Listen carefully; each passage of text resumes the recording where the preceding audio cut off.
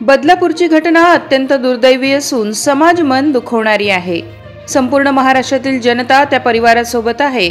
यापुढे अशा घटना होऊ नये यासाठी महाराष्ट्रभर भारतीय जनता पक्ष जागर जाणीवेचा यातून समाजामध्ये जनजागृती करून महाराष्ट्राला सोबत घेतलं पाहिजे अशी भूमिका आमची आहे।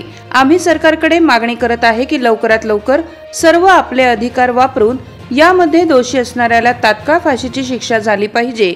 यासाठी आम्ही सरकारकडे पाठपुरावा करत आहे अशी प्रतिक्रिया भाजप प्रदेशाध्यक्ष चंद्रशेखर बावनकुळे यांनी दिली असून शरद पवार, उद्धव ठाकरे आणि काँग्रेसला त्यांचं राजकारण लखलावं आहे। अशा घटनेला राजकीय घटना म्हणून पाहू नये।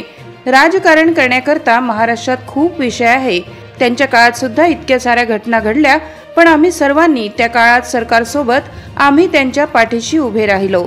त्यांनी सुद्धा सरकारच्या पाठीशी उभं राहिलं पाहिजे व गंभीर घटना घडणार नाही याची काळजी घेतली पाहिजे। यामध्ये राजकारण करू नये असा टोला सुद्धा चंद्रशेखर बावनकुळे यांनी महाविकास आघाडीवर लगावलाय। बदलापूरची घटना अत्यंत दुर्दैवी आहे, समाज मन दुखवणारी आहे। संपूर्ण महाराष्ट्राची जनता बदलापूरच्या घटनेमध्ये जो परिवार आहे त्याच्यासोबत आहे, आमच्या सर्वांच्या संवेदना कुटुंबियासोबत आहे आणि महाराष्ट्रात अशा घटना होऊ नये याकरता भारतीय जनता पक्षाने महाराष्ट्रभर जागर जाणीवेचा आणि यातून संपूर्ण समाजामध्ये जनजागृती करून अशा घटना होऊ नये याकरता महाराष्ट्राला संपूर्ण सोबत घेतलं पाहिजे अशी भूमिका आमची आहे। मला वाटतं हा विषय राजकारणाचा होऊ शकत नाही, अत्यंत संवेदनशील विषय आहे आणि त्यामुळं आम्ही सर्व सरकारकडे ही मागणी करतो आहे की लवकरात लवकर, शक्य तितक्या लवकर सर्व सरकारने आपले अधिकार वापरून या घटनेमध्ये दोषी असलेल्याला फाशीची शिक्षा झाली पाहिजे,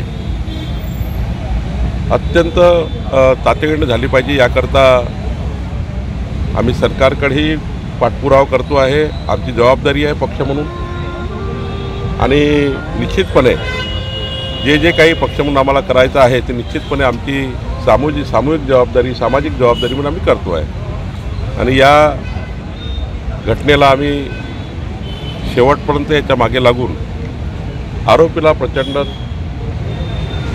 शासन झालं पाहिजे याकरता आम्ही काम करणार आहोत। महाविकास आघाडीविरोधात तुमच्या सरकारच्या विरोधात हे निदर्शनं असणार आहेत। त्याला तरुण स्वतः उद्धव ठाकरे देखील शिवसेना भवनासमोर बसणार आहेत। पवार, ठाकरे आणि काँग्रेसला त्यांचं राजकारण लखलाव आहे।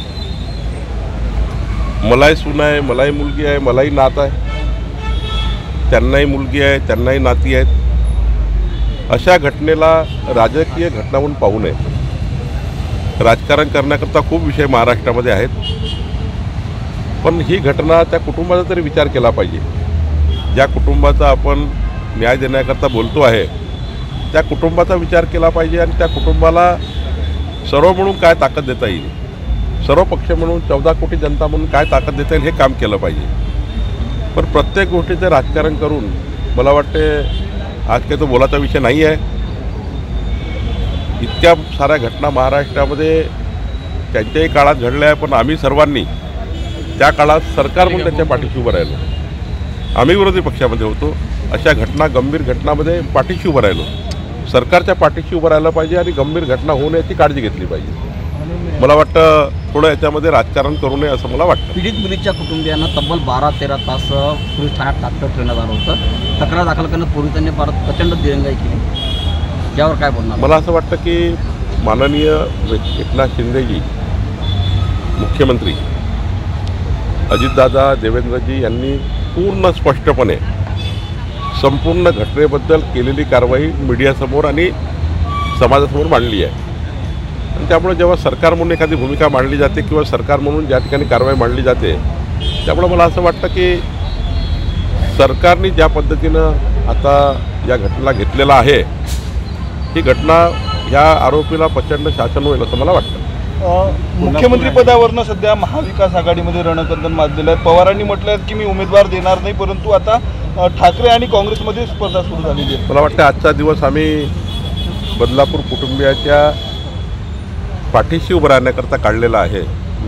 त्यामुळे आज कुठलीही राजकीय प्रतिक्रिया मी कुठल्या विषयावर देणार नाही. थँक्यू.